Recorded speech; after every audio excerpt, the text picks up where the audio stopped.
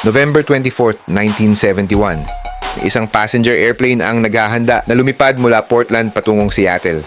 Sa oras na ito, isang lalaki na nakasuot ng itim na suit at sunshades ay kasama rin sa eroplano at naupo sa huling hanay ng cabin.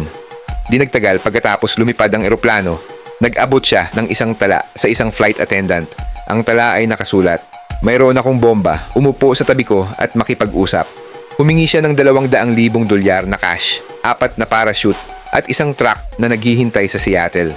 Nang lumapag ang eroplano, binigay ng mga autoridad ang kanyang mga kahilingan at pinalaya rin niya ang mga pasahero at inutusan ng piloto na lumipad muli sa ibang eroplano.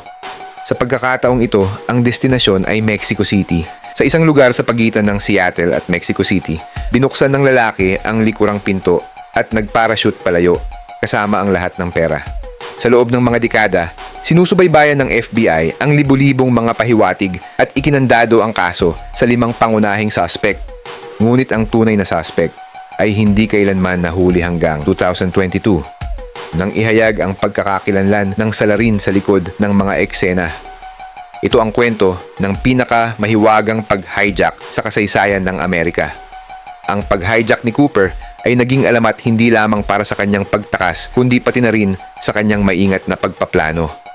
Pinili niya ang Flight 305, isang maikling 30 minutong paglipad sa pagitan ng Portland at Seattle, at pagkatapos ay tinukoy ang isang Boeing 727 para sa paglipad patungong Mexico City na may unique feature na tanging ang mga pamilyar sa aviation ang nakakaalam.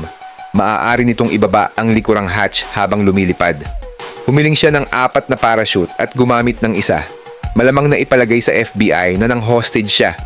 Isang hakbang na pumigil sa mga autoridad na pakialaman ang kagamitan. Alam din niya kung ano talaga ang hihilingin. $200,000 sa maliliit na perang papel na mas madaling dalhin at untraceable. Isang refueling truck na naka-standby at pinalipad ang eroplano sa mababang altitude at low speed na lahat ay perpekto para sa parachuting. Halos wala siyang naiwan, tanging kurbata at ilang upos ng sigarilyo at kinuha pa ang sulat na iniabot niya sa flight attendant. At gumana ang plano dahil ang tanging impormasyon ng FBI ay ang pseudonym na Cooper na nakalagay sa ticket. Nang ligtas niyang mailabas ang mga pasahero sa Seattle, halos tapos na ang kanyang plano. Muling lumipad ang eroplano dakong alas 7:30 ng gabi. Kasama lamang si Cooper at 4 na crew members ang sakay. Gayunpaman, ang kanyang mga instructions ay hindi pangkaraniwang tiyak. Ang eroplano ay kailangang lumipad sa ibaba ng 3,000 metro. Ang landing gear ay nakababa. Ang mga pakpak ay nakatakda sa 15 degrees at ang likurang pinto ay naka-unlock. Ang mga ito ay hindi random na mga detalye. Ang pagsasaayos ng paglipad na ito ay magpapabagal sa sasakyang panghimpapawid.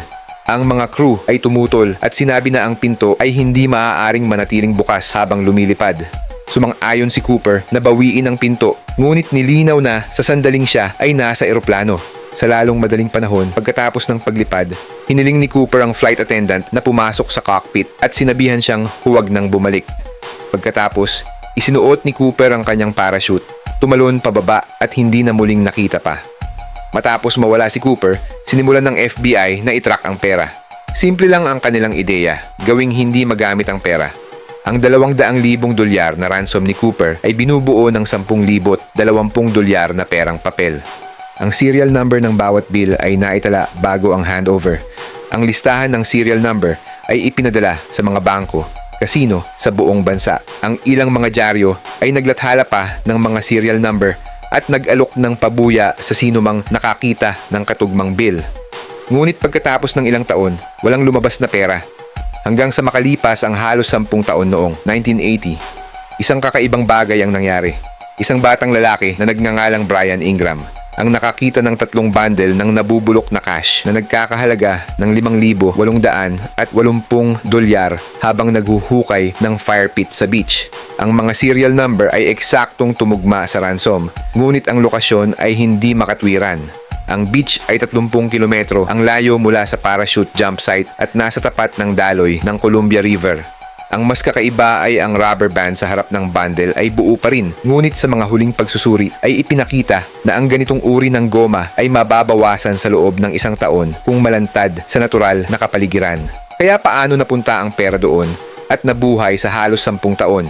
Ito ay inilibing ni Cooper at aksidenteng nahulog o doon ba ito inilagay para itago? Ang pagtuklas na ito ay ganap na binawi ang kaso at lumikha ng isa pang misteryo sa loob ng misteryo. Sa loob ng higit sa 50 taon, ang FBI ay nag-imbestiga ng higit sa 1,000 mga suspek, ngunit walang napatunayang may kaugnayan sa pag-hijack. Gayunpaman, mayroon pa ring ilang mga pangalan na namumukod tangi. Ang isa ay si Robert, isang veterano sa Vietnam War, eksperto sa eksplosibo at kriminal na may kahina-hinalang nakaraan, ngunit napakabata pa niya at hindi tugma ang kulay ng kanyang mata. Nariyan din si Kenneth, isang dating empleyado ng Northwest Airlines at mga straggler na nasa parehong edad at alamang tungkol sa mga eroplano. Nag-iwan pa siya ng malaking halaga pagkatapos ng kanyang kamatayan, ngunit ang kanyang taas at timbang ay hindi tugma sa paglalarawan ng mga saksi. Ang iba, tulad ni Dwayne at William Smith, ay may mga nakakaintriga na koneksyon, mga record ng militar at pagkakatulad sa hitsura, ngunit walang tiyak na ebidensya. Ngunit isang pambihirang tagumpay ang lumitaw. Matapos muling masuri ang itim na kurbata na iniwan ni Cooper sa pamamagitan ng isang electron microscope, natagpuan ang mga bihirang particle, angkop ang purong titanium na umiiral lamang sa mga partikular na industriya tulad ng aerospace manufacturing noong unang bahagi ng 1970s. Dahil dito, naniniwala ang mga investigador na maaaring nagtrabaho si Cooper sa high-tech o defense-related fields. Baka may kinalaman pa ito sa gobyerno. 2022. Ang retiradong piloto na si Greer ay nakagawa ng nakakagulat na pagtuklas sa pamilya McCoy sa Utah. Ang isang modified military parachute na may parehong mga detalye tulad ng ginamit noong 1971. Hijacking ay natagpuan kasama ng mga personal na gamit ni McCoy. Si McCoy ay isang kilalang hijacker at dating Vietnam War helicopter pilot. Nagsagawa siya ng halos magkaparehong pag-hijack 5 buwan lamang pagkatapos ng pag-hijack ni Cooper na may parehong eroplano at parehong paraan ng pagtakas, ngunit may ibang disguise. Siya ay inaresto at nakatakas mula sa bilangguan at napatay sa isang labanan sa FBI noong 1974. Sa loob ng mga dekada, walang nakapagpapatunay na siya rin si Cooper, ngunit ngayon ay lumitaw ang ebidensya. Bilang karagdagan sa parachute, natagpuan din ni Greer ang tala ng paglipad ni McCoy na nagtala ng 39 na military parachute at 8 sibilyan na free-fall parachute bago ang pag-hijack ng Cooper. Kasunod nito, kinuha ng FBI ang parachute at sinimulan ng pagsusuri sa DNA at sinubukang humingi ng sample sa mga anak ni McCoy. Bagamat hindi kinumpirma ng FBI ang anumang impormasyon, lahat ng nakuhang ebidensya ay naipadala na ngayon sa nangungunang forensic laboratory ng FBI sa Quantico. Sa loob ng maraming dekada, ang tanong kung sino si Cooper ay nanatiling misteryo, ngunit ngayon ang pangalang Richard McCoy ay maaaring ang sagot.